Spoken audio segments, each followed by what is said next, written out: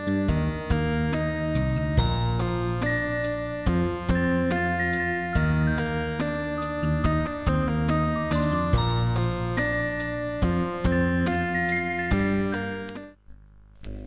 Student, এরপর আমরা phenol শনাক্তকরণ নিয়ে আলোচনা করব যে আমরা কিভাবে ফেনলকে শনাক্ত করতে পারি। ফেনল শনাক্তকরণ। তো দেখো যে ফেনল শনাক্তকরণ বিক্রিয়াগুলো হচ্ছে এরকম, যে প্রথমে আমরা যে বিক্রিয়াটি দেখব সেটি হচ্ছে এরকম, যে ফেরিক ক্লোরাইড দ্রবণ পরীক্ষা। ফেরিক ক্লোরাইড দ্রবণ পরীক্ষা।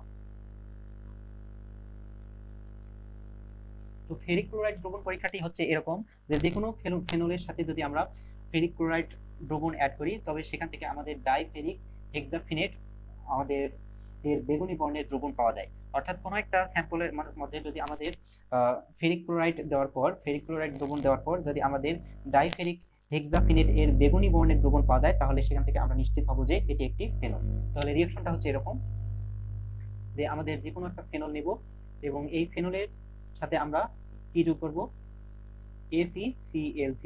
তাহলে এখান থেকে আমাদের উৎপন্ন হবে ফেরিক ক্লোরাইড হেক্সাফিনেট। তার মানে হচ্ছে এরকম,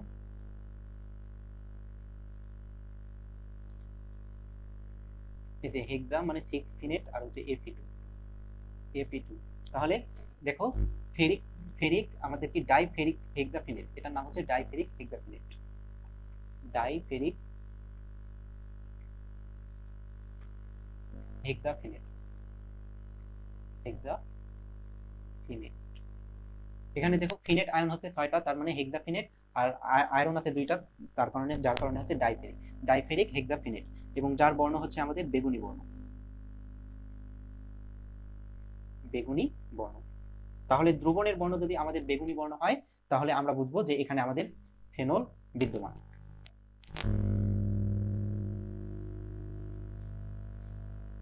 ডিয়ার স্টুডেন্ট, এরপর আমরা যেটি দেখব সেটি হচ্ছে ব্রোমিন পানি পরীক্ষা। ব্রোমিন পানি পরীক্ষা। তো ব্রোমিন পানি পরীক্ষাটি কিরকম দেখো, যে যদি যে কোনো ফেনলের সাথে আমরা যদি ব্রোমিন দ্রবণ অ্যাড করি তবে এখান থেকে আমাদের 2,4,6 ট্রাইব্রোমো ফেনলের একটা হলদে সাদা অধক্ষেপ উৎপন্ন হবে। তো যদি আমাদের হলদে সাদা অধক্ষেপ পড়ে তবে সেটি আমাদের নিশ্চিত হবে যে এটি একটি ফেনল।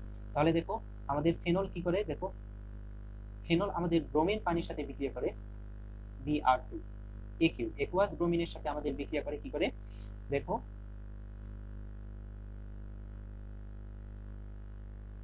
2,4,6 ট্রাইব্রোমো ফেনল উৎপন্ন করে। এখানে আমাদের একটা ব্রোমিন, এখানে আমাদের আরেকটা ব্রোমিন, আর এখানে আমাদের কি আরেকটা ব্রোমিন। 2,4,6 ট্রাইব্রোমো ফেনল এর আমাদের একটা অধক্ষেপ উৎপন্ন হয় যার বর্ণ হচ্ছে হলদে সাদা। এর বর্ণ হচ্ছে কি হলদে সাদা। যদি আমাদের হলদে সাদা বর্ণের আমাদের কি পদক্ষেপ পড়ে তবে আমরা এখান থেকে নিশ্চিত হব যে এটি একটি ফেনল।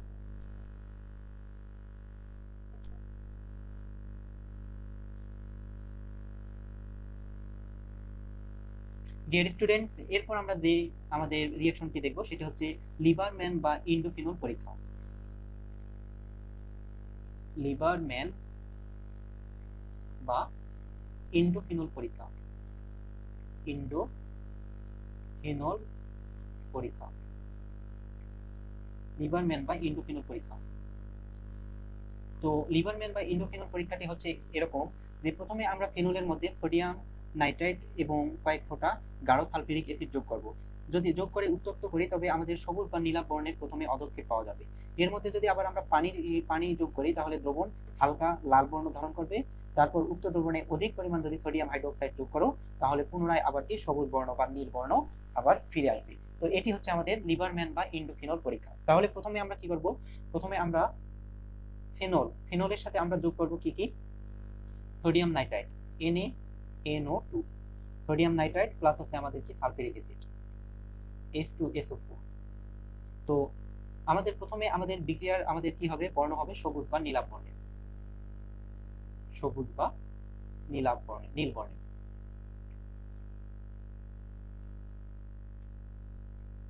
নীল বর্ণ।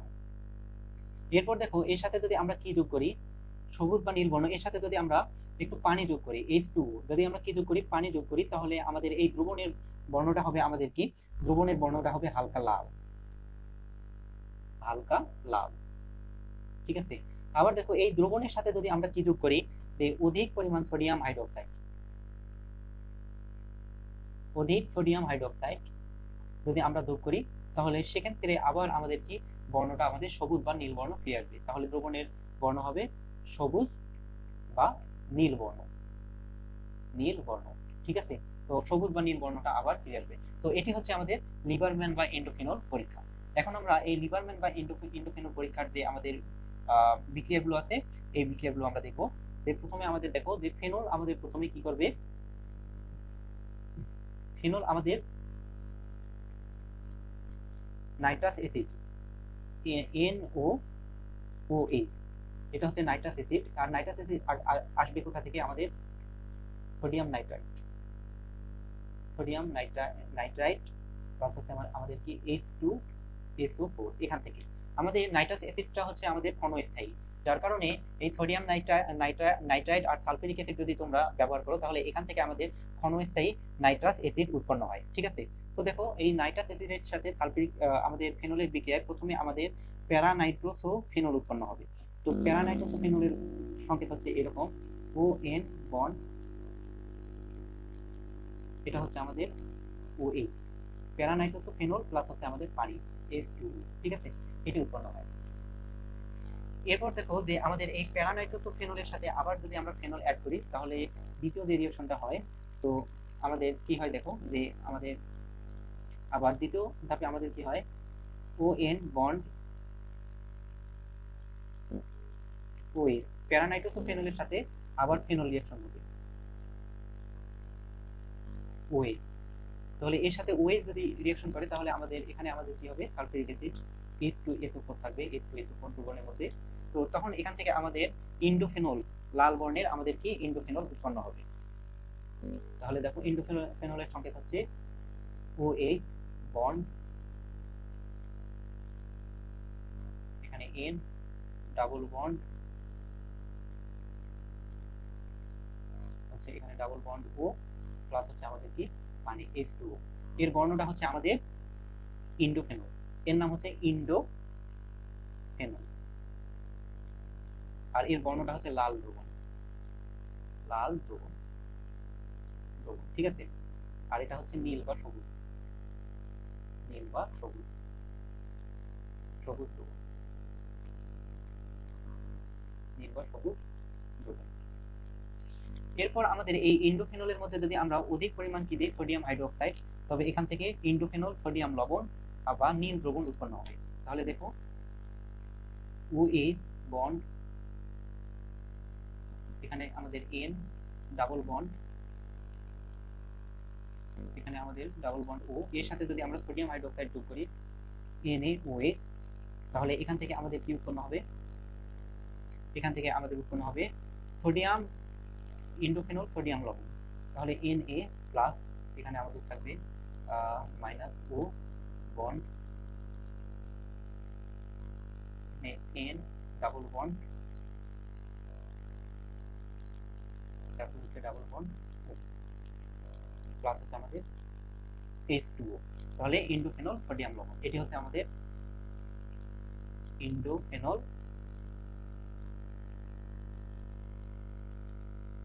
সোডিয়াম লবণ। ঠিক আছে, এটি হচ্ছে আমাদের ইন্ডোফেনল সোডিয়াম লবণ। আর এর বর্ণ হচ্ছে আমাদের নীল বা সবুজ, নীল বা সবুজ। তাহলে এই রিঅ্যাকশনগুলো আমাদের কি লিবারম্যান বা এন্ডোফিনল পরীক্ষায় সংগঠিত হয়। তো এরকম যদি সিকোয়েন্স ওয়াইজ তোমরা প্রথমে আমাদেরকে সালফিউরিক অ্যাসিড এবং হচ্ছে আমাদেরকে সোডিয়াম নাইট্রাইট অ্যাড করে দেখতেছো যে প্রথমে নীল বর্ণ বা সবুজ বর্ণের দ্রবণ পাওয়া গেল, এরপর এখানে পানি অ্যাড করে বা অতিরিক্ত আমাদেরকে আমাদের ফেনল অ্যাড করার পর দেখা যাচ্ছে যে দ্রবণের বর্ণ লাল বর্ণ ধারণ করলো। এরপর যদি আমরা অতিরিক্ত পরিমাণ সোডিয়াম হাইড্রোক্সাইড অ্যাড করি, তাহলে দ্রবণের বর্ণ আবার নীল বা সবুজ বর্ণ ফিরে আসলো। তখন আমরা এই যে আমাদের বর্ণের যে আমাদের পর্যায়ক্রমিক যে আমাদের চেঞ্জ, এটা থেকে আমরা নিশ্চিত হব যে উক্ত স্যাম্পলটি আমাদের ফেনল ছিল। ঠিক আছে, এভাবে আমরা লিভারম্যান বা এন্ডোফিনল পরীক্ষার মাধ্যমে ফিনল শনাক্ত করতে পারি।